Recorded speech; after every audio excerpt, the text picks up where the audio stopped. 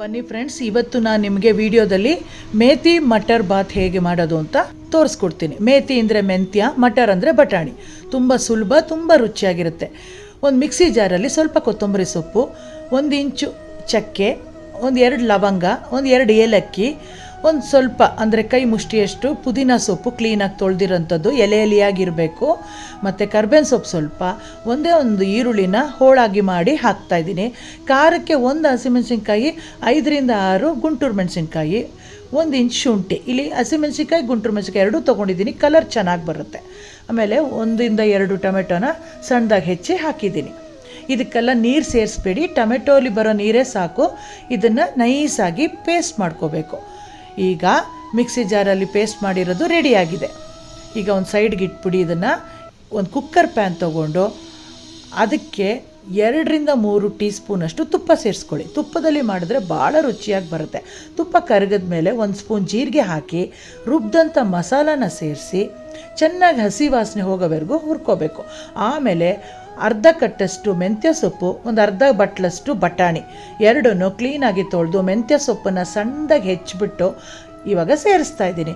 ಮೆಂತ್ಯ ಸೊಪ್ಪು ಯಾವಾಗಲೂ ಸಣ್ಣದಾಗಿ ಹೆಚ್ಚಿ ಹಾಕಿದ್ರೆ ತುಂಬ ಚೆನ್ನಾಗಿರುತ್ತೆ, ಹೊಂದ್ಕೊಂಡು ಬರುತ್ತೆ. ಆಮೇಲೆ ಹಸಿ ವಾಸನೆ ಹೋಗೋವರೆಗೂ ಫ್ರೈ ಮಾಡಿ ಆ ಮಸಾಲ ಜೊತೆಗೆ. ರುಚಿಗೆ ತಕ್ಕಷ್ಟು ಉಪ್ಪನ್ನ ಸೇರಿಸ್ಬೇಕಾಗತ್ತೆ. ಈಗ ಉಪ್ಪು, ಮಸಾಲ, ಮೆಂತ್ಯ ಮತ್ತು ಬಟಾಣಿ ಎಲ್ಲನೂ ಸೂಪರಾಗಿ ಹಸಿ ವಾಸನೆ ಹೋಗೋವರೆಗೂ ಫ್ರೈ ಮಾಡಿದ್ಮೇಲೆ 10 ನಿಮಿಷಕ್ಕೆ ಮುಂಚೆನೇ ಮಾಮೂಲಿ ಸೋನಾ ಮಸೂರಿ ಅಕ್ಕಿನ ನೆನೆಸಿದ್ದೆ. ನಾನಿಲ್ಲಿ 1 ಪಾವ್ ಅಕ್ಕಿನ ತೊಗೊಂಡಿದ್ದೀನಿ.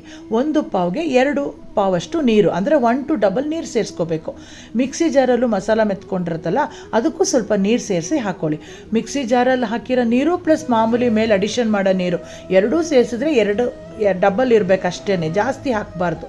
ಈಗ ಚೆನ್ನಾಗಿ ಕುದಿ ಬಂದಮೇಲೆ ಕುಕ್ಕರ್ ಮುಚ್ಚಳ ಮುಚ್ಚಿ 3 ವಿಷಲ್ಲು ಬರೋವರೆಗೂ ಬಿಟ್ಟರೆ ಸೂಪರಾದ ಮೇಥಿ ಮಟರ್ ಬಾತ್ ರೆಡಿ ಆಗುತ್ತೆ. ಪ್ರೆಷರ್ ಎಲ್ಲ ಇಳಿದ್ಮೇಲೆ ತೆಗೆದು ನೋಡಿದ್ರೆ ಆಹಾ, ಎಷ್ಟು ಘಮ ಬರುತ್ತೆ ಗೊತ್ತಾ. ಮೆಂತ್ಯ ಸೊಪ್ಪುದು ಸಖತ್ತಾಗಿರುತ್ತೆ, ಟೇಸ್ಟಿಯಾಗಿರುತ್ತೆ.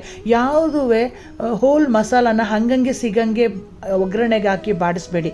ತಿಂತಾ ಇರಬೇಕಾದ್ರೆ ಯಾರೂ ಇಷ್ಟಪಡಲ್ಲ ಅದು ಬಾಯಿಗೆ ಸಿಗ್ತಾಯಿದ್ರೆ. ಅದಕ್ಕೆಲ್ಲ ರುಬ್ಬಿಟ್ಟು ಹಾಕ್ಬಿಟ್ರೆ ಒಂದು ಚೂರು ಸಿಗಬಾರ್ದು ಬಾಯಿಗೆ, ಅಷ್ಟೂ ಚೆನ್ನಾಗಿರುತ್ತೆ. ಮಸಾಲ ಹೊಂದಿಕೊಂಡು ಉದುದ್ರಾಗುತ್ತೆ. ಡಬಲ್ ನೀರು ಹಾಕಿ, ಜಾಸ್ತಿ ನೀರು ಹಾಕಕ್ಕೆ ಹೋಗಬೇಡಿ.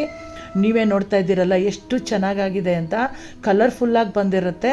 ಖಂಡಿತ ಲಂಚ್ ಬಾಕ್ಸ್ಗೆ ಐಡಿಯಲ್ ಲಂಚ್ ರೆಸಿಪಿ ಇದು.